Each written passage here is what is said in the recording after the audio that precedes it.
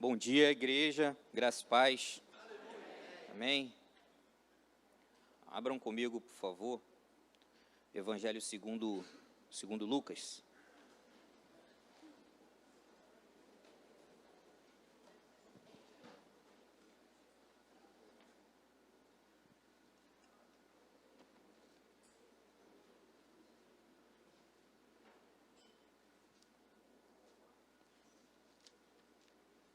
Evangelho segundo Lucas, capítulo 22.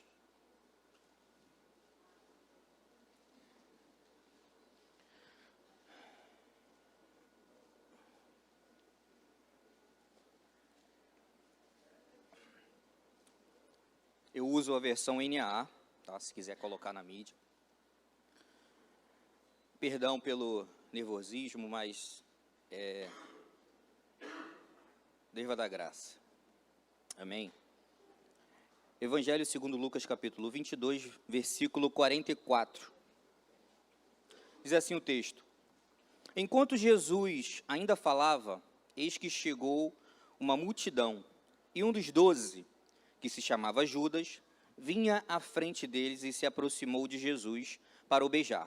Jesus, porém, lhe disse: Judas, com um beijo você trai o Filho do Homem? Ou seja, por pouca coisa você trai o Filho do Homem? Os que estavam ao seu redor de Jesus, vendo o que estava por acontecer, perguntaram: Senhor, devemos atacar com as espadas? Um deles golpeou o servo do sumo sacerdote e cortou-lhe a orelha direita. Mas Jesus interveio, dizendo: Basta, deixem, basta. E tocando na orelha do homem, o curou. Então Jesus disse aos principais sacerdotes, capitães do templo e anciãos que vieram prendê-lo: Vocês vieram com espada e porretes como para prender um salteador, um bandido. Todos os dias, estando eu com vocês no templo, vocês não tentaram me prender.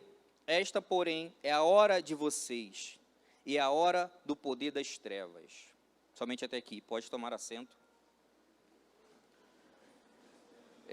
De antemão, já agradeço mais uma vez a oportunidade, pela confiança. Cheguei hoje na classe dos homens, e ouvindo o ensino do presbítero Alex, ele deu como uma palavra-chave a resistência. Alguns anos atrás aqui, teve uma conferência, não lembro agora se foi de jovem ou de adolescente, mas que tinha como título Resistência. Eu cheguei a comprar essa camisa, eu uso essa camisa até hoje, na verdade eu uso quase toda semana, e está até desbotada, mas é uma das camisas que eu gosto, e assim, me fez lembrar isso, esse título, né, Resistência. E sobre essa palavra que eu ouvi hoje, que lembrei hoje de manhã, me confirmou o texto, ao qual a gente leu, ao qual a palavra que vai ser pregada aqui hoje. E o que a gente entende, o que a gente observa nesse texto? É um texto bastante comum, todos praticamente que vivem uma vida cristã conhecem esse texto, essa passagem, né? A gente sabe muito bem que o soldado que foi alvejado, que o soldado que perdeu a orelha, o nome dele se chamava Malco, e a pessoa que golpeou ele foi Pedro. Todos nós sabemos disso, mesmo que o texto não mencionou aqui. Então, o que a gente pode entender dessa introdução desse texto é que, nesse período, nesse momento, no ato desse acontecido, Jesus já tinha dito aos discípulos que viria acontecer isso. Não era novidade, não tinha que haver um espanto, não tinha que haver um alarde dos discípulos, né, no momento que eles quiseram agir para defender Jesus. Porque eles já estavam sendo alertados que aquele momento ia acontecer. Ninguém ali estava sendo enganado. Nenhum discípulo que estava naquele momento estava sendo enganado, estava passando por uma novidade, algo novo iria acontecer. Não, mas o período que eles viveram com Jesus, os 3 anos, eles estavam sendo alertados. Isso vai acontecer, eu vou ser esbofeteado, eu vou ser entregue aos judeus, eu vou ser entregue ao Estado, eu vou ser golpeado, eu vou ser agredido, cuspido, eu vou ser humilhado. Então, todos sabiam que ia acontecer isso. Todos sabiam. E chegaria um momento, e eles também sabiam que um deles, um dos 12, iria entregar Jesus. Porém, não sabiam quem, ou ficavam na dúvida quem seria, mesmo Jesus já tendo jogado no ar para eles ali em um momento. Então, não era novidade. Isso que espanta. Não era novidade. Eles tinham que já estavam predito para eles que ia acontecer aquilo ali. Então, nesse momento, chegou o momento, como Jesus mesmo menciona nos versículos 53, que é a hora. É a hora. Chegou a hora de vocês. Chegou a hora das trevas. Era o momento onde as trevas iriam usar as suas artimanhas, as suas ferramentas. Então, aquele momento ali chegou. Então, eles tinham que estar à espera daquele momento mesmo. E assim, sobre esse texto, sobre essa reflexão, me saltou aos olhos dois personagens, duas figuras desse texto. Uma figura é o soldado e a figura é da espada que foi usada, né? Por que soldado? Por que da espada? Né? A gente sabe muito bem que existe um entendimento teológico que Pedro foi um soldado romano. Mas isso é só um entendimento, é só uma reflexão, uma inclinação teológica. Não existe afirmação isso. Mas por quê? Porque ele sabia manusear melhor, sabia manusear bem uma espada. Isso é um entendimento. Então, para você se alistar para ser um soldado romano, né, quando você alistava, estudando um pouquinho as culturas, estudando um pouquinho sobre essa característica do soldado, do guerreiro, né? Então, tudo que é feito para o soldado, para um treinamento de um soldado, com um propósito de guerra, com um propósito de confronto, de guerrilha, com um propósito de combate, né? Então, o soldado, primeiro ele passa por um treinamento. Todo soldado, ele passa por um treinamento. Primeiro, recebe a instrução, recebe os comandos certos, para que ele possa entender qual o comando que vai ser dito para que ele possa seguir o caminho, seguir uma rota, seguir uma direção. Então, todo soldado, ele passa por um treinamento, passa por um período de instrução, um período de discipulado, vamos dizer. Então, depois que ele passa por um período de discipulado, ele recebe o seu armamento. Ele recebe a sua arma, né? Quem já serviu aqui o Exército, a Aeronáutica, a Marinha, sabe que você recebe um fardamento, você recebe um armamento para cuidar. E meu pai, eu não cheguei a servir, né? No período que eu queria servir, teve excesso de contingente, então não consegui servir, queria muito servir. E eu ouço as histórias que meu pai serviu no período dele. Ele falou assim: Érico, olha, tinha uma brincadeira, né? Tinha umas coisas que acontecia que tinha soldados que, para te deixar mal, para te deixar preso, roubava seu armamento. E se você não cuidasse, você era preso. E você dava conta disso. Então, você tinha que cuidar daquilo ali como se fosse sua esposa. Ele falava que era como se fosse a sua mulher. Não deixava ninguém tocar. Você não podia deixar outro tocar no seu armamento. Você tinha que cuidar dele como se fosse a sua mulher. É isso que ele falava para mim. E depois, quando se fosse da baixa, ele devolvia. Então, se você perdesse, acontecesse alguma coisa, danificasse, você tinha que prestar conta. Ele falava que o salário já era pequeno e você tinha que prestar conta daquilo ali. Tinha soldados que perdiam, não tinham um salário mais, porque de tanto que era caro, né, o armamento. Então, você tinha que ter um cuidado com o seu armamento. Tinha que ter um cuidado. Depois de você ter passado pela instrução, recebido o armamento, você era posto em campo de batalha. Momento oportuno para lutar, momento oportuno para guerrear, você tinha que estar pronto.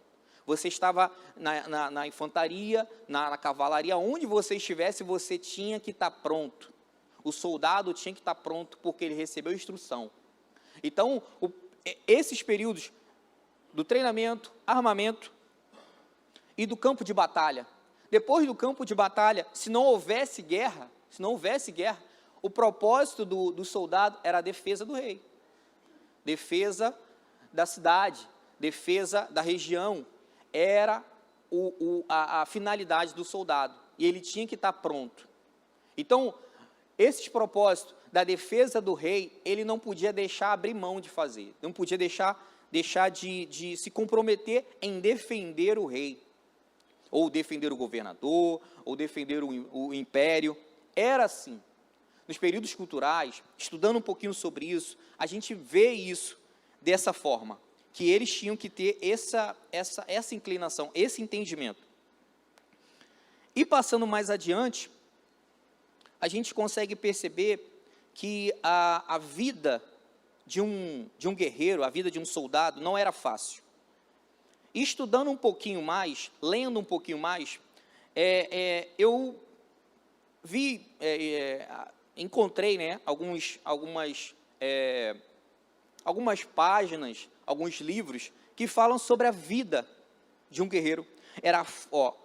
E eu encontrei o seguinte: a força de um guerreiro reside na sua determinação, em enfrentar desafios com coragem e determinação.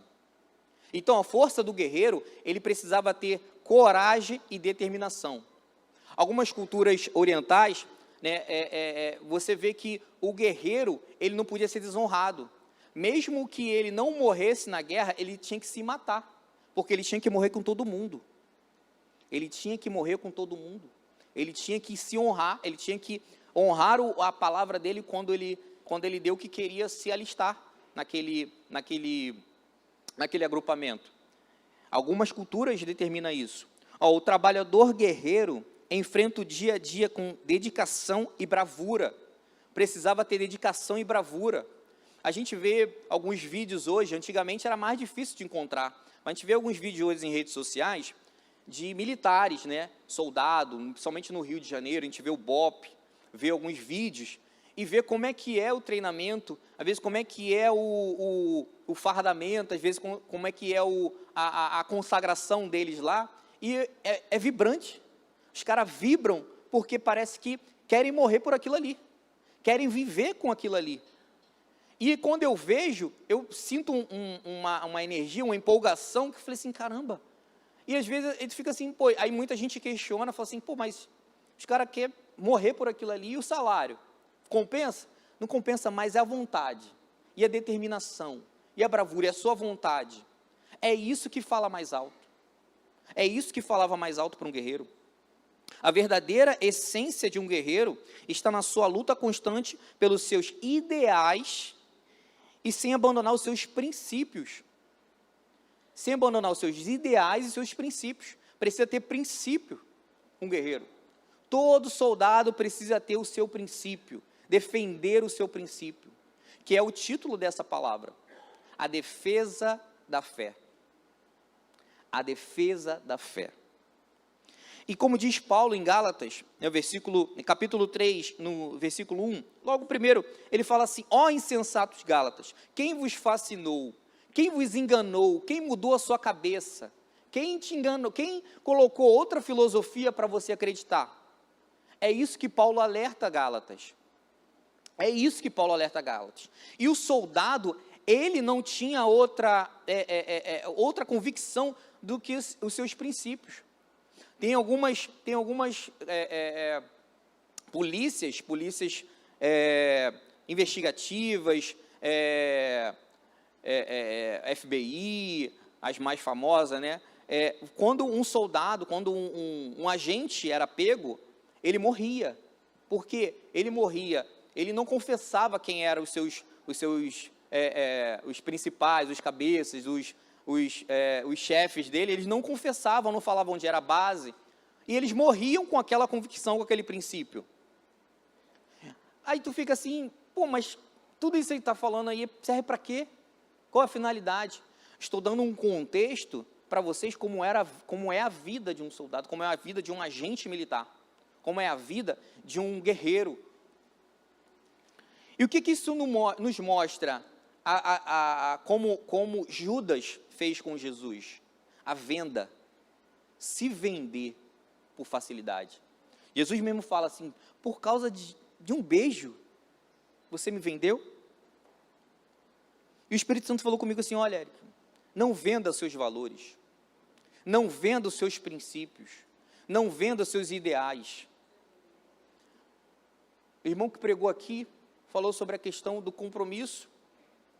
Eu falei sobre a questão da resistência. E a aula também falou um pouco sobre a questão da sua convicção, de fé. Você não se curvar a outros deuses. Você está num ambiente que não é o seu costume. Né? Eu estive ontem num ambiente que não era o meu costume. E como é que você se porta? Como é que você se qualifica? Como é que você permite que o outro te veja? Será que você abaixa a cabeça para os princípios do mundo, de outras culturas, de outras religiões tão fácil assim? Será que te compram tão fácil assim? Sabe por que esse questionamento, isso me veio há alguns dias, esse questionamento? Porque eu vi pessoas conhecidas se entregando, voltando para o mundo, por pouca coisa, às vezes é uma oportunidade de cantar. Olha, eu vou te dar a oportunidade de você cantar no show de fulano. Vou te dar a oportunidade de você cantar, você abrir o show de ciclano. Aí a pessoa apostata da fé, a pessoa volta contra Jesus, não, é minha oportunidade, é o momento que eu vou crescer. E é o que a gente vê muitos hoje, acontecendo. Não, lá está pagando mais, então eu vou. Não, lá, olha, eu vou ter mais oportunidade, então eu vou. Pô, mas você vai virar as costas para Jesus, você vai negar a sua fé de tudo que você viveu, milagres que a gente viveu, pessoas viveram, e parece que apagou da memória. Eu tenho um livro que eu leio, a gente faz uns devocionais de vez em quando, e esse livro fala, o autor desse livro fala assim, olha, para pecar, a gente esquece de Deus. No momento que a gente vai pecar, a gente esquece tudo que Deus fez já, tudo que o Espírito Santo fez, milagres que você viveu, a gente esquece. Então aí é o momento que você peca. Então você tem o controle da sua vida, você tem o controle dos seus atos, você tem o controle dos seus princípios. Poxa, Eric, mas eles vão se afastar de mim, não vão mais ligar para mim, para me chamar para estar próximo deles, para estar na festa deles, e aí eu vou perder essas oportunidades? Falei, vai. Porque quem te dá a oportunidade não é o homem, é o Senhor. É Ele que abre portas, como a gente viu aqui. É Ele que abre portas. Ele abre janela, Ele abre porta onde não tem porta. Então não fique preocupado. Pô, não tem uma porta ali, não tem uma janela ali, como é que eu vou passar? Você, se for da vontade do Senhor, até na brecha você passa. Até na vaga que não tinha, você passa. Tudo vai de acordo com seus princípios e seus valores. Entender isso, os seus valores. Você tem valor. Você tem valor. Você não pode se vender assim tão fácil, por qualquer filosofia, como Gálatas se vendeu. Mas eu queria pular para outro assunto. Agora eu queria falar sobre o simbolismo da espada, do armamento. E pesquisando um pouquinho mais, eu fui buscar o tamanho de uma espada romana. Eu não trouxe imagem, mas vocês podem imaginar. Uma espada romana, no máximo, media 75 a 85 centímetros de comprimento. A lâmina tinha de 60 a 68 centímetros e 5 centímetros de largura. Ou seja, era esse tamanho de espada que os soldados romanos tinham. Ou seja, para você guerrear, para você entrar num combate com outra pessoa, com outro guerreiro, você tinha que estar próximo dele. Você não estava longe como uma arma de fogo, você tinha que golpear ele, se encorajando para ir até ele. Determinando a bravura, você tinha que ter bravura para ir até o outro, porque se você errasse um golpe, ou se você não tivesse destreza com a arma, com aquela espada, você poderia ser golpeado. Então você tinha que ter destreza para manusear aquela arma, porque o outro também tinha destreza. Então você tinha que ter coragem para atacar, porque o outro também tinha coragem para atacar. Então, eu fiquei abismado com isso, porque eu falei assim, que coragem eu tenho para, às vezes, defender a minha fé. Às vezes eu não tenho coragem de me aproximar do meu vizinho, de bater na porta dele, por medo, por algo espiritual que possa acontecer, e no caminho eu fraquejar. Só que quem rege a sua vida é o Espírito Santo. Eu creio que quem rege a sua vida é o Espírito Santo. É naquele momento ali que ele vai dar ele vai dar a palavra, ele vai te dar a ferramenta para a instrução. É naquele momento ali. E muitas vezes eu queria um texto para dar para alguém, para conversar com algum irmão, um conselho, e eu não tinha. Aí eu me dispus, encorajamento, a ir até aquela pessoa. Quando chegou no momento, o Espírito Santo me lembrou. E o Espírito Santo só lembra daquilo que você lê. Uma das coisas que eu falo muito e repito, só quem tem uma palavra, quem lê a palavra. Então, se você lê a palavra, o Espírito Santo vai fazer tu lembrar daquela palavra, irmão. Você pode não saber a referência, mas ele vai fazer você lembrar daquela palavra, irmão.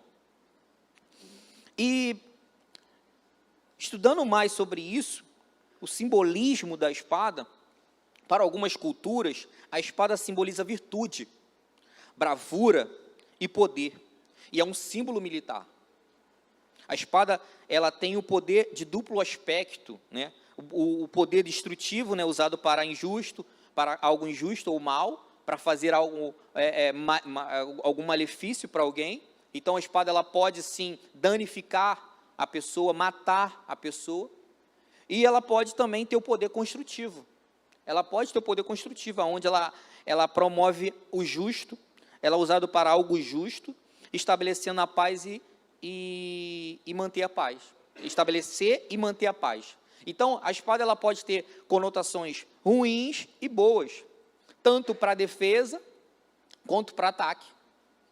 Então, a espada não é um objeto que você pensa em deixar de mão, deixar de lado, principalmente naquela cultura, naquele tempo.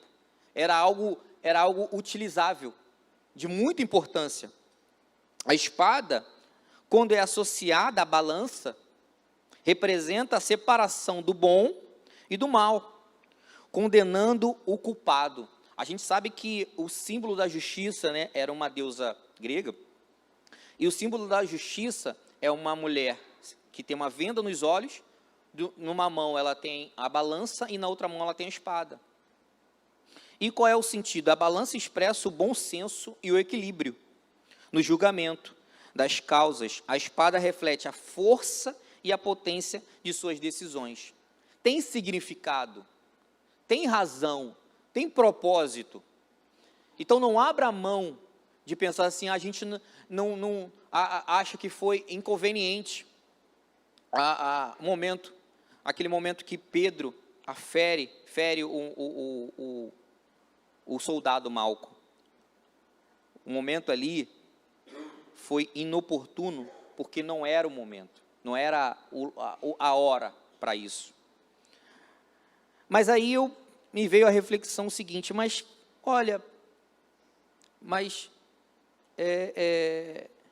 me fez lembrar, só cortando aqui, dando um parêntese, me fez lembrar, eu estava relendo esse texto ontem, me fez lembrar alguns momentos que eu passei, algumas igrejas fazem encenações no período da Páscoa, onde faz a representatividade da crucificação de Jesus. E eu fiz muito o personagem de Jesus, fiz muito. Na época eu não deixava nem cortar cabelo, tinha que ter cabelo grande, barba grande, tinha que andar meio triste, todo surrado. Eu falei, que isso? Aí eu fiz muito a representatividade de Jesus. Tem filmagem, tem no YouTube, tem foto. Teve uma que me deixou quase nu, não peço que vocês não vejam. E eu passei por isso. E eu nunca fui soldado. Em todos os anos que me chamavam para ser Jesus, eu queria ser soldado. E os soldados que eles colocavam, não colocavam um garoto magrinho não, igual Moisés.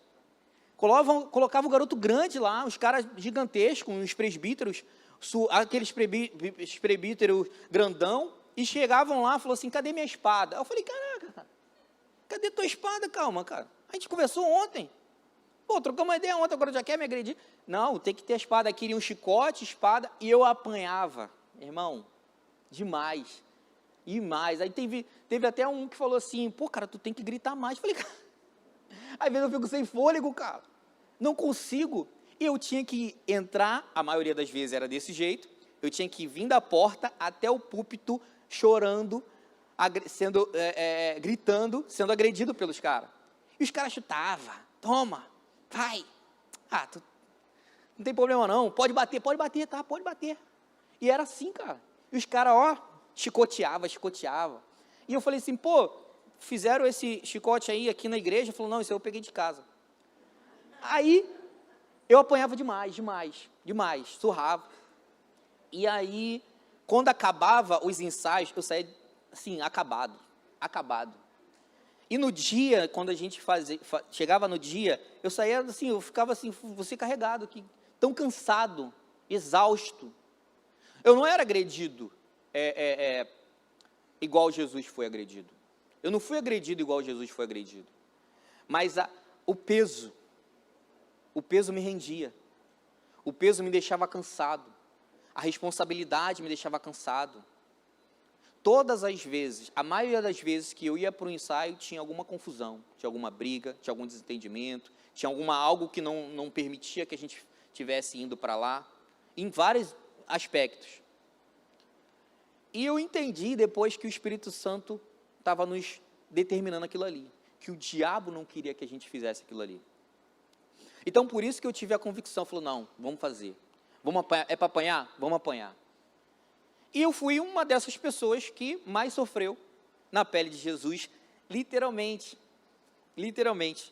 E assim, foi bom, foi um período bom demais. Se vocês quiserem, eu tenho foto lá no Instagram, tenho no YouTube lá, posso mandar para vocês, mas pode ficar tranquilo que não tem nada explícito, nada exposto, tá? Tá tudo muito bem comportado. E aí me fez lembrar isso, e sobre esse momento, aí eu fiquei me questionando assim, tá, mas quem é que determinou que os discípulos tinham espada? Porque Jesus sabia que Pedro tinha uma espada. Ninguém pegava Jesus de surpresa. Jesus sabia que Pedro tinha uma espada.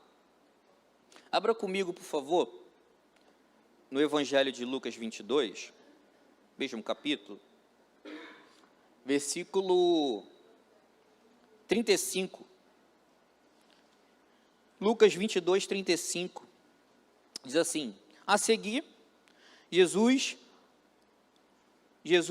perguntou aos discípulos, quando eu vos enviei sem bolsa, sem sacola e sem sandálias, por acaso faltou-lhes alguma coisa?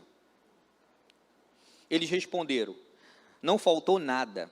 Então Jesus lhe disse, agora, porém, quem tem bolsa, pegue-a e faça o mesmo com a sua sacola. E o que não tem espada, venda a sua capa e compre uma. Pois eu lhes digo que é preciso que se cumpra em mim o que está escrito. Ele foi contado com os malfeitores, pois o que a mim se refere está sendo cumprido. Então lhes disseram, Senhor, aqui estão 2 espadas. Jesus lhe respondeu, basta. Então eles não tinham uma, mas eles tinham 2 espadas. No momento que a gente leu, a referência só dá uma espada, mas eles tinham 2 espadas. Então, não foi eles que quiseram ter espada, não foi a cultura, não foi determinação do Estado, não foi outra pessoa, foi Jesus que determinou que eles tinham uma espada, determinou que eles andavam com uma espada. Naquele tempo, eles faziam as peregrinações, indo nas cidades pregando, e nos caminhos tinha muitos bestas feras, tinha muitos leões. Como é que você se defendia desses bichos? Como é que vocês se defendiam desses ataques? Como é que você, quando eles tinham que comer algum animal, que eles tinham que matar algum animal para comer no caminho, como é que eles matavam? Como é que eles cortavam a pele? Eram com esses instrumentos. eram com esses instrumentos. Então, eles tinham que ter esses instrumentos. Tinha uma finalidade, a gente vai ver isso aí. Tinha uma finalidade, uma boa finalidade. Então, não pense que assim é errado, foi errado Jesus ter determinado que eles tivessem uma espada. Mas, eu lendo um pouco mais a palavra de Deus, lembrei de Apocalipse. Apocalipse 1:16, ele menciona o seguinte, eu não vou ler aqui para não se estender, mas Apocalipse 1:16, ele vai contar que o Filho do Homem, nos mostra o Filho do Homem, e de sua boca saía uma afiada espada de 2 gumes, relacionada ao duplo poder. Isso é relacionado ao duplo poder, porque às vezes designa a língua e a palavra, que assim como a espada possui 2 gumes. Então, sobre a boca do Filho do Homem, né, de Jesus, saía uma afiada espada. Ele representava a afiada espada. Então, a espada, ela representa a língua e a palavra. E o que representa a espada de 2 gumes? É a própria palavra de Deus. É a própria palavra de Deus. Então, nós precisamos entender um pouco mais por que Jesus determinou que eles tivessem uma espada e por que hoje a gente não vai abrir mão dela. E o Espírito Santo me veio a reflexão dizendo o seguinte, e o que é para o servo de Deus hoje essa espada? E o que é para o servo de Deus hoje essa espada? Hebreus capítulo 4, versículo 11, diz assim, Hebreus capítulo 4, versículo 11 diz assim, portanto, esforcemo-nos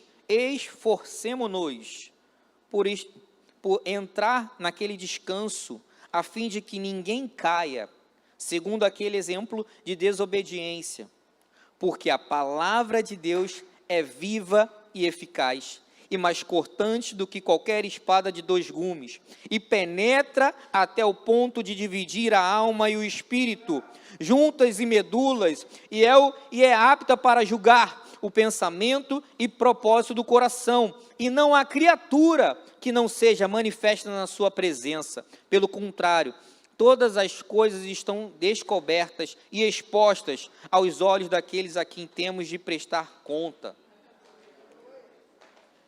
Então a espada não é minha.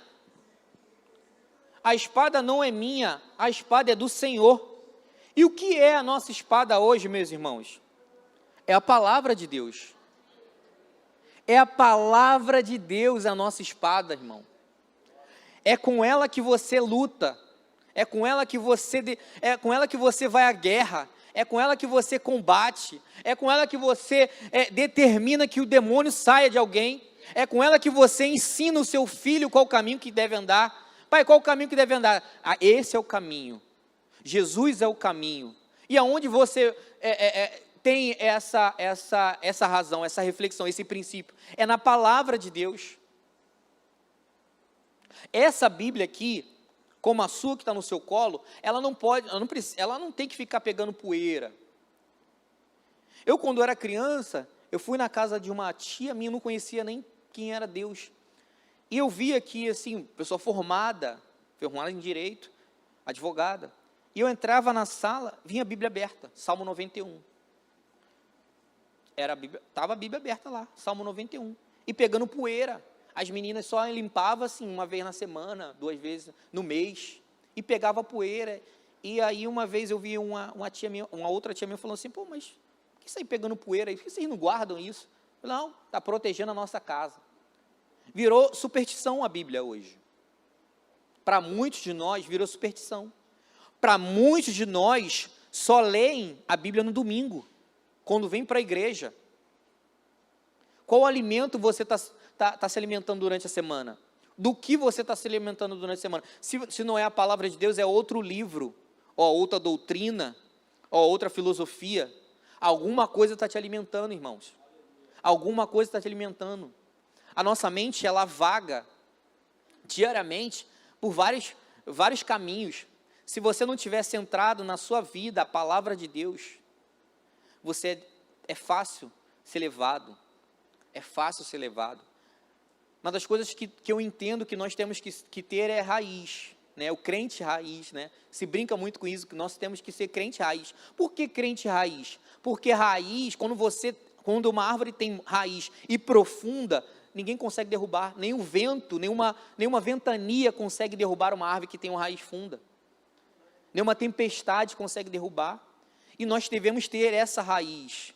E aonde a gente firma essa raiz? Na palavra de Deus. É na palavra de Deus. Faça propósitos. Senhor, me ajude a lembrar que tem que ler a palavra. Isso, você tem que ser sincero. Ontem eu estava lendo Crônicas. É até uma palavra de oferta, mas eu estava lendo Crônicas, o que Davi de coração voluntário entregava ao Senhor, porque Deus determinou que ele não construísse o templo, que era o filho dele para construir o templo. Por quê? Porque as mãos dele estavam sujas de sangue, eram homens de guerra.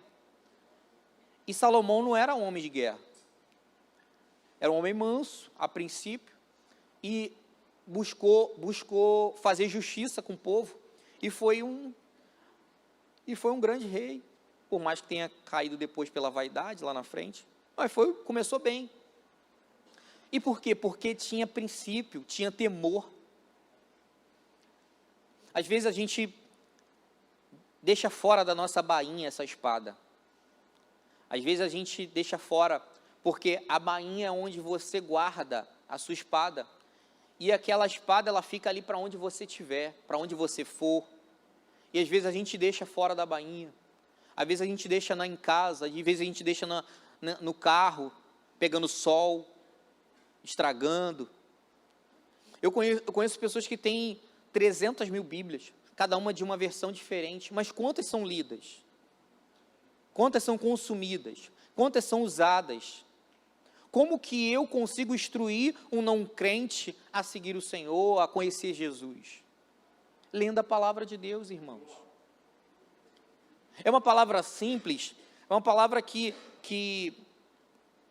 a gente sabe, mas, como diz Chesterton, quase que não sai, mas como diz Chesterton, a gente vai chegar um tempo que a gente tem que explicar que a grama é verde.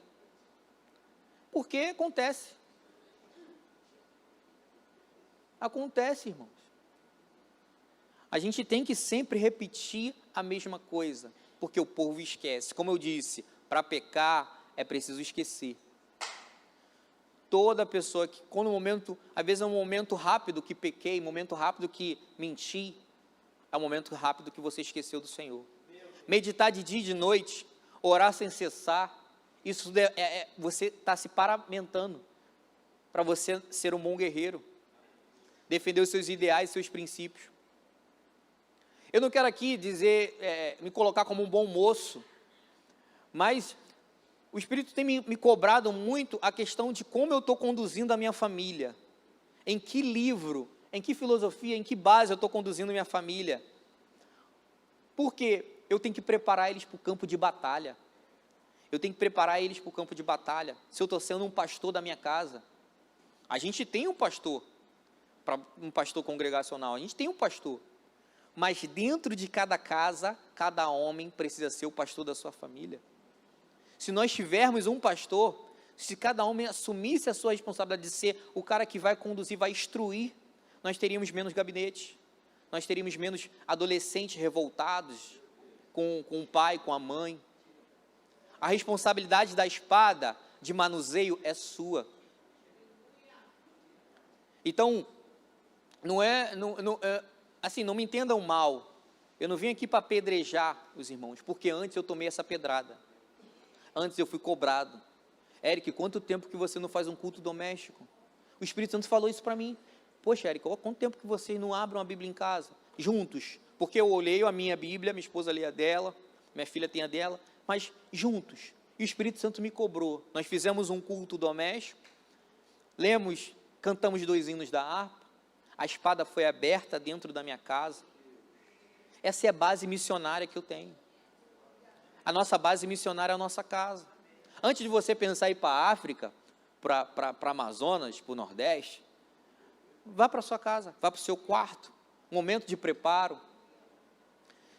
E Deus veio me cobrando isso, e me disse, esses dias, né, quando eu recebi o convite do pastor Vitor, aí ele falou, não, fala sobre isso aqui. Aí eu falei, pô, não, mas o Espírito Santo está me cobrando sobre isso aqui. Mas o que é? Aí eu falei com ele sobre essa mensagem. Aí eu falei assim, caramba, eu não pensava que estava assim, até você permitir que o Espírito Santo te use.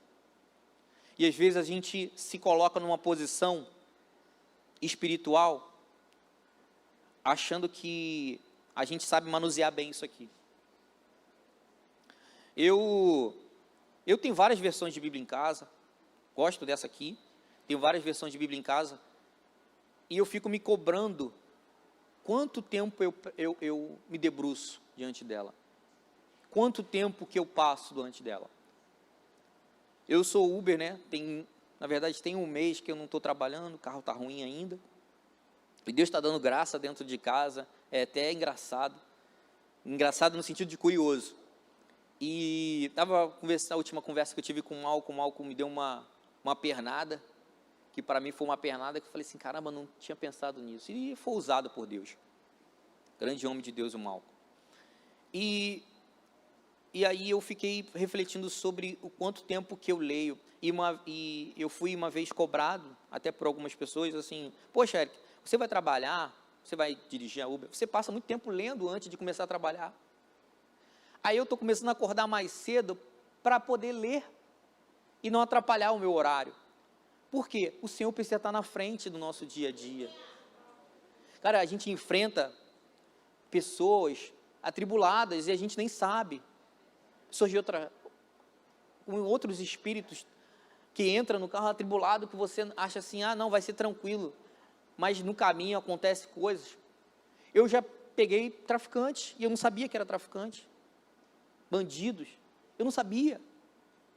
Se eu não tenho o Espírito Santo me tranquilizando, ele falou assim, não vai acontecer nada com você. Não vai acontecer nada com você.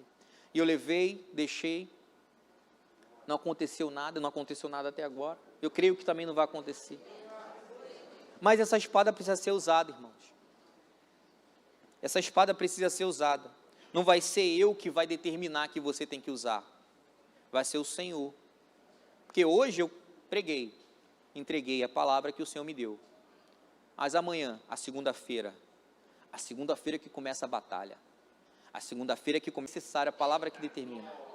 Irmão, eu entrego a minha oportunidade com temor do Senhor. Eu estou tremendo aqui, mas eu acredito que o Espírito Santo tenha falado com alguém aqui. Nem que seja uma pessoa, mas ele falou com alguém. Amém? Obrigado.